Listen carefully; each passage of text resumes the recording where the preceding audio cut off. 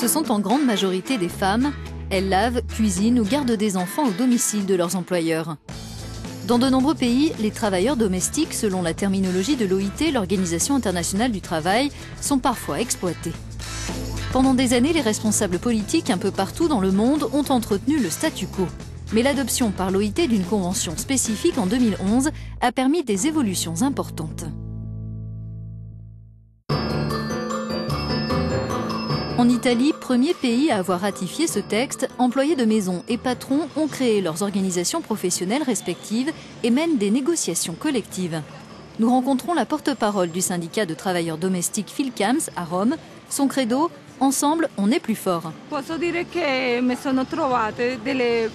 Je peux vous dire que je me retrouve face à des employés de maison qui, quand elles prennent leur carte d'adhésion au syndicat, se mettent à pleurer parce qu'elles ont le sentiment d'être reconnues pour leur travail et ça leur donne de la force.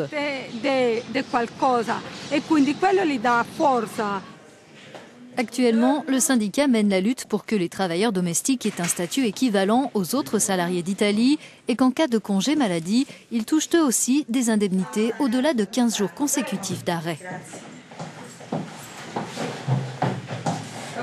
Comment allez-vous? Comme ci, comme ça, ils ne respectent pas nos droits, même quand on est malade. Vous travaillez actuellement? Non, je ne travaille plus. J'ai vécu des moments très stressants avec mon employeur qui me demandait de travailler même quand j'avais de la fièvre.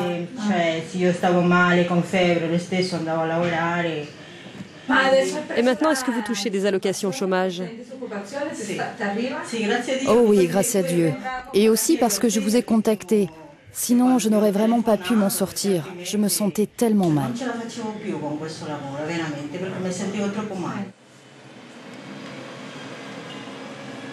Des progrès doivent aussi être faits en matière d'indemnité d'incapacité. Depuis son arrivée du Guatemala il y a 17 ans, Evelyne Villalta travaille pour le docteur Carlo. Aujourd'hui, elle souffre du pied et avec l'aide du syndicat, elle se bat pour pouvoir prendre sa retraite plus tôt pour raisons médicales. Je suis quelqu'un de très actif. J'aime faire des choses, travailler, et pas seulement pour gagner de l'argent, parce que vraiment j'aime travailler. Et quand les médecins m'ont dit que ma maladie allait devenir un handicap grave, pour moi c'était comme si ma vie s'arrêtait.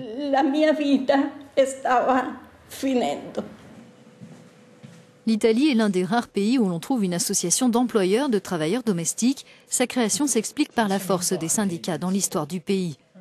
Domina aide les familles pour les démarches administratives, comme l'établissement du contrat et le paiement des cotisations dues, ce qui leur simplifie la vie. Autre intérêt, les deux parties se mettent d'accord sur les modalités et conditions de travail.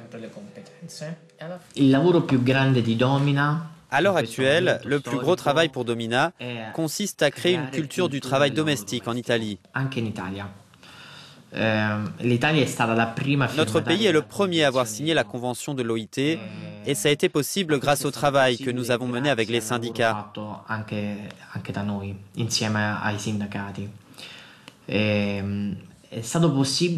Ça a été possible parce que l'Italie travaille depuis des années sur le statut des employés de maison, dans l'objectif d'en faire une activité digne pour le salarié et abordable pour l'employeur. D'après l'OIT, située à Genève, les travailleurs domestiques ont droit à un salaire minimum dans au moins 60 pays, plus de la moitié de la planète. Mais dans certains pays, cette rémunération minimale est inférieure à celle des autres employés. En Suisse, le dispositif chèque service, un système similaire existe en France, Italie, Autriche et Belgique, a prouvé qu'il était possible de fournir une couverture sociale à ses employés. L'an dernier, en Suisse, 44 millions de francs suisses de salaire ont été déclarés par ce biais. Le bénéfice pour un employé, c'est qu'il a des prestations sociales. Donc, quel que soit son pays d'origine, quelle que soit sa situation en Suisse, la personne bénéficie des prestations sociales. Donc, elle va avoir une AVS, elle va avoir droit aux prestations sociales d'allocation familiale, d'indemnité maternité, le chômage aussi, sauf pour les personnes qui sont en situation illégale, bien sûr que non. Mais la maternité, l'assurance accident que nous offrons dans le package de chèque service. En Suisse, aujourd'hui, seul un tiers des employeurs de travailleurs domestiques utilisent chèque service, mais la situation évolue selon Anne Babel. Je pense qu'il y a quand même un certain nombre d'employeurs qui ont une volonté d'être en règle avec la loi, d'offrir les prestations sociales. Et c'est là aussi où le chèque service va intervenir. On va garantir une certaine transparence dans les relations du travail, justement expliquer les droits, les devoirs, etc. Et on va surtout être très très regardant à chèque service, et c'est peut-être la seule sanction. On ne va pas prendre quelqu'un qui ne respecte pas un salaire minimum, qui est légal.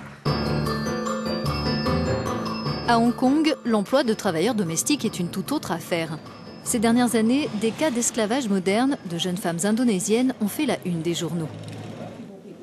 Dans ce centre fondé par le gouvernement, on se concentre sur la formation des employés de maison hongkongaises. Une fois leur diplôme obtenu, elles peuvent postuler à des offres d'emploi qui ont été sélectionnées par la structure et qui proposent un salaire décent. Beaucoup de gens à Hong Kong qui emploient des aides à domicile veulent qu'ils soient capables de s'occuper de nouveau-nés, de très jeunes bébés ou de personnes très âgées.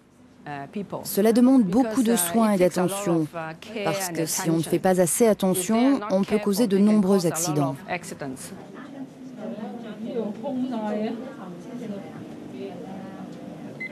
Fiona Leung travaillait dans une banque. Elle espère que ce cours lui permettra de changer d'orientation professionnelle.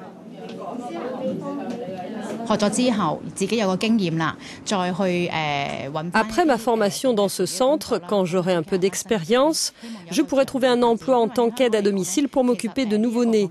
En réalité, à Hong Kong, cette profession a de l'avenir, donc j'espère faire une longue carrière dans ce domaine. Mais ce genre de dispositif n'est accessible qu'aux Hongkongais. Du côté des employés de maisons migrants, la situation est bien différente. Les conditions de travail sont bien souvent pénibles. Parfois, ils n'ont pas d'autre choix que de vivre chez leurs employeurs, ce qui peut mener à des abus. Quand ils rentrent à la maison, ils veulent toujours qu'on leur ouvre la porte. S'ils veulent boire un thé ou quelque chose, ils frappent à notre porte et disent qu'il faut qu'on leur prépare quelque chose.